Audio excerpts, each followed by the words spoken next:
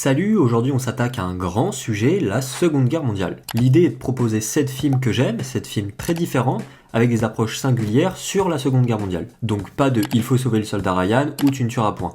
Sans dénigrer ce type de film, c'est juste que je vois pas trop l'intérêt d'en parler ici. Puis je pense que la grande majorité d'entre vous les ont déjà vus et revus. J'ai classé les films de ce que je crois être le plus accessible au moins accessible. Par accessible, je veux dire par là que le billet d'entrée pour le film est facile ou non. Par exemple, un film documentaire de 9 heures sur l'extermination des juifs par les nazis, je range ça dans les films peu accessibles, que ce soit par son sujet, son genre ou encore sa durée. Oui, je parle bien de Shoah, de Claude Lanzmann, pour ceux qui l'avaient deviné. C'est évidemment pas une science exacte et c'est subjectif comme manière de classer les films, mais au vu de la thématique de la vidéo, je crois que c'est important de faire ça. J'ai essayé de brasser assez large pour qu'un maximum de personnes puissent y trouver leur compte. Et donc n'hésitez pas à poster les films que vous aimez sur cette période historique dans les commentaires, ça m'intéresse. Commençons directement avec le premier film, Black Book de Paul Verhoeven. Paul Verhoeven est un réalisateur néerlandais très connu pour avoir réalisé des films comme Robocop, Basic Instinct ou Total Recall. Mais Black Book a tendance à être oublié alors qu'il représente à mon sens peut-être son meilleur film. Sorti en 2006, le film retrace le parcours d'une jeune femme juive qui devient espionne pour le compte de la résistance néerlandaise à la fin de la Seconde Guerre mondiale. Je veux pas en dévoiler davantage sur le scénario, qui est l'une des plus grandes qualités du film selon moi. Un scénario sans répit, qui tient en haleine jusqu'à la dernière minute. C'est un film qui peut paraître classique dans sa forme, mais on sent la patte de son réalisateur. C'est un cinéaste qui fuit le manichéisme dans tous ses films. Et il a donné vie à ce que je crois être son film le plus intelligent et le plus fin ici, bien loin de Starship Trooper. Mais vous n'êtes pas prêts pour ce débat. Mais enfin, Starship Trooper est un grand film antimilitariste. Comme si on savait pas que les États-Unis aimaient les fusils.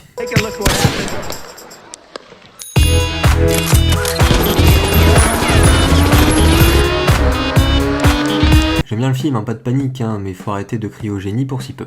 Bref. Avec un budget de 18 millions d'euros. Black Book est le film le plus cher de l'histoire du cinéma néerlandais. Rien que ça. Donc ne vous attendez pas à un petit film intimiste. Cependant, ça reste un film réellement subversif, qui questionne les dilemmes moraux, avec une mise en scène qu'on pourrait qualifier de classique, d'où la première place. Et le film a aussi une charge subversive qui met l'accent sur les horreurs qu'ont pu commettre les Hollandais, collabos comme résistants.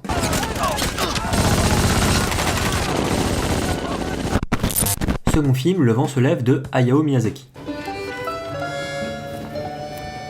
Contrairement à ce qu'on pourrait croire, Le vent se lève n'est pas un film de guerre. Il s'agit de la biographie romancée de l'ingénieur en aéronautique Jiro Horikoshi, le concepteur des chasseurs Mitsubishi A6M. Et c'est encore moins un film sur la Seconde Guerre mondiale. Mais pourquoi est-il dans cette liste, me direz-vous ?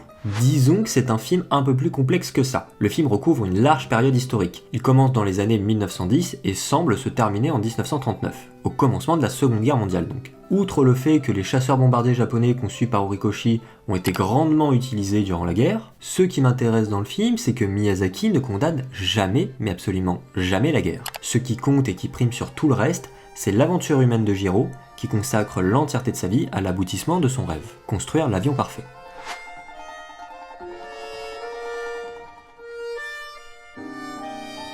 Le vent se lève révèle toute l'ambiguïté de ces Japonais qui se sont rendus complices malgré eux des crimes de leur pays au nom de leur aspiration profonde. Pour le dire plus simplement, le film raconte comment des rêves d'enfants peuvent mener à la construction de machines à tuer, littéralement. J'imagine bien que certains trouvent ça facile et malhonnête que de déresponsabiliser une population des crimes qu'elle a pu commettre, mais c'est justement un axe que je trouve passionnant. Peu importe les guerres et les époques, il existe toujours une grande partie de la population qu'on peut qualifier de non fanatique et qui est embrigadée dans des combats, directement ou indirectement. Et c'est ça tout le sujet du film à mon sens. C'est un film que j'ai plus apprécié à revoir qu'à découvrir, mais c'est vraiment à titre personnel. J'en ai déjà parlé il y a quelques semaines dans une autre vidéo consacrée au film de Hayao Miyazaki pour les curieux, alors n'hésitez pas à y jeter un œil. Troisième proposition de cette liste, La Conférence de Matti Geschonek. Je suis peut-être un peu maladroit sur ce nom, l'allemand et moi ça fait 2, vous m'excuserez.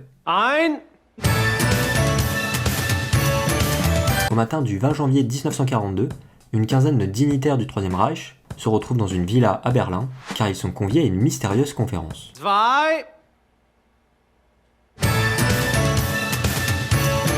Ils en découvrent le motif à la dernière minute, ces représentants nazis apprennent qu'ils devront se mettre d'accord avant midi sur un plan d'élimination du peuple juif, appelé la solution finale. Les débats vont pleuvoir, les discussions vont tourner autour de leurs manœuvres et de jeux de pouvoir, mais surtout de ce qui fera basculer l'histoire dans la tragédie que l'on connaît tous.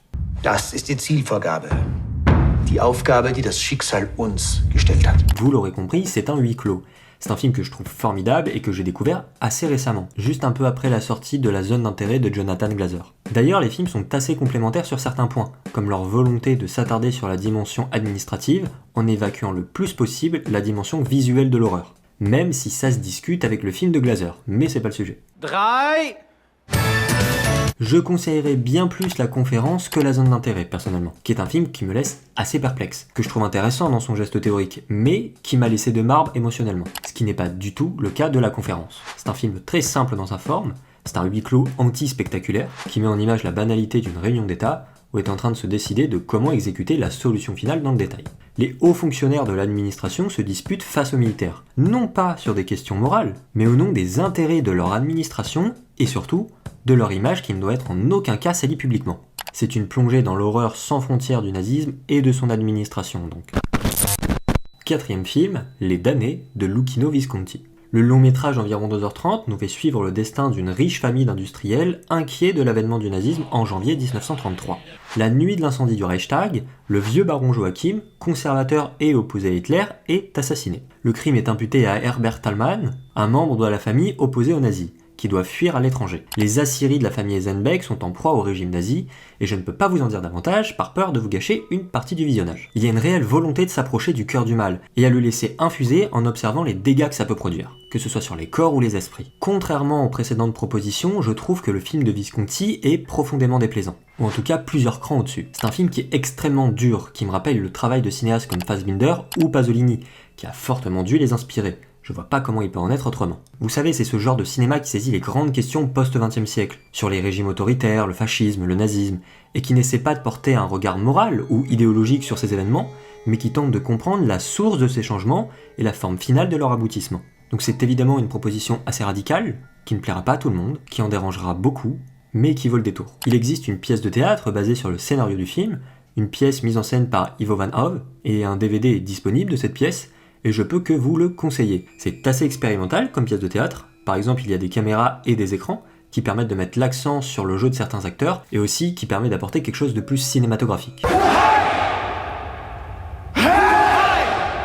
Cinquième film, Nuit et brouillard d'Alain Resnais. Bon, c'est un choix un peu facile, mais déjà ça me permet de varier les formes en glissant un documentaire dans la sélection. On est sur un film court, de 32 minutes, donc rien de trop engageant, parce qu'on sait qu'aujourd'hui, le documentaire c'est pas la forme qui passionne le plus les foules. C'est un film culte, entre guillemets, au sens où tous nos grands-parents et nos-parents l'ont vu au moins une fois, ou en tout cas ont en entendu parler, mais j'ai l'impression que c'est pas vraiment le cas chez les plus jeunes générations.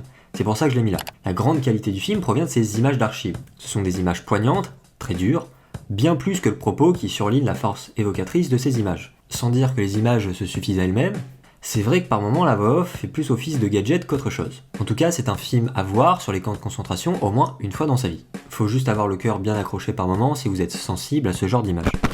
Sixième film, Requiem pour un massacre de Helem Klimov.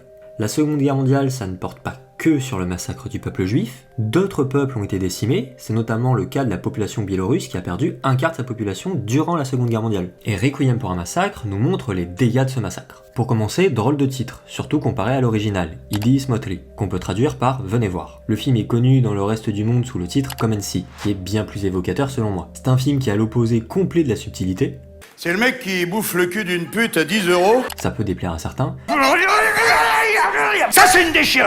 Mais je trouve que c'est sa force majeure. On suit un enfant qui s'engage dans l'armée et qui plonge dans l'horreur de la Seconde Guerre mondiale. C'est un film éprouvant, émouvant, qui secoue nos sens, et pour moi ce fut un véritable choc à l'époque. J'ai dû le voir la première fois vers mes 16 ans, et ce fut une énorme claque.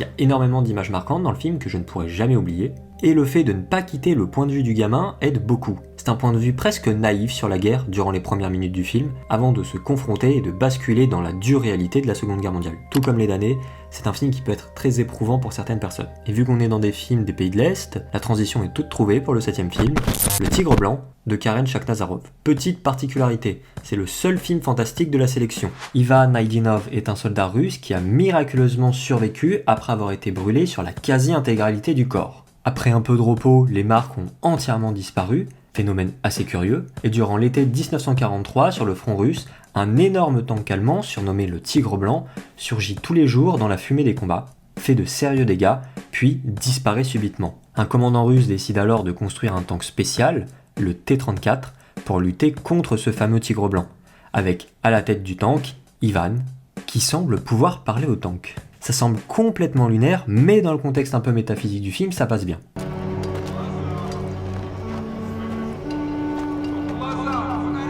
Эй, боец! Ко мне!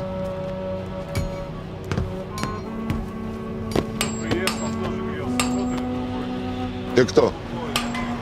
Сержант Найденов, механик-водитель, 2-я рота. И что ты здесь делаешь?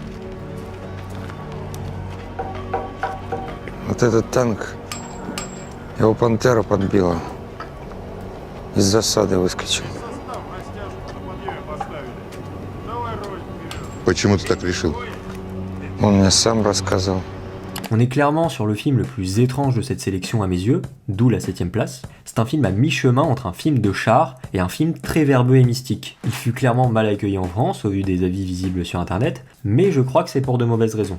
Disons que quand on veut voir un film avec des gros tanks, et qu'on se retrouve face à un film russe avec des dialogues mystico-politico-militaires, on peut perdre un peu le film. Mais oui, c'est clair. Mais c'est intéressant de montrer la guerre comme un territoire surnaturel. Requiem pour un massacre s'y essaye par moments, mais le Tigre Blanc, lui, en fait son sujet de prédilection. C'est un objet fascinant, surtout quand on remet ce film dans la carrière de son réalisateur, Karen Shakhnazarov, qui a fait excellent film sur excellent film, mais petite parenthèse, il soutient la politique internationale de Poutine, et il est pour la stérilisation des opposants politiques. Comme quoi, on peut être un immense dégénéré doublé d'un être humain abject, et quand même faire des bons films. Mais la scène la plus intrigante de ce film, je dirais que c'est la séquence finale, avec Hitler qui semble parler au diable. Mais je m'arrête là, je vais pas vous en dire plus et je vous laisse découvrir ce petit ovni. Voilà, c'est fini pour cette sélection. Le but n'est pas d'en dévoiler trop sur les films, mais juste de vous en présenter quelques-uns et essayer d'attiser votre curiosité. J'espère que la mission est réussie. N'hésitez pas à écrire vos films préférés sur la Seconde Guerre mondiale dans les commentaires, à mettre un like, partager la vidéo et à vous abonner si c'est pas déjà fait. Et vous pouvez aussi me suivre sur les réseaux sociaux. Les liens sont en description. On se retrouve bientôt pour une prochaine vidéo. Alors merci de votre attention et à la prochaine.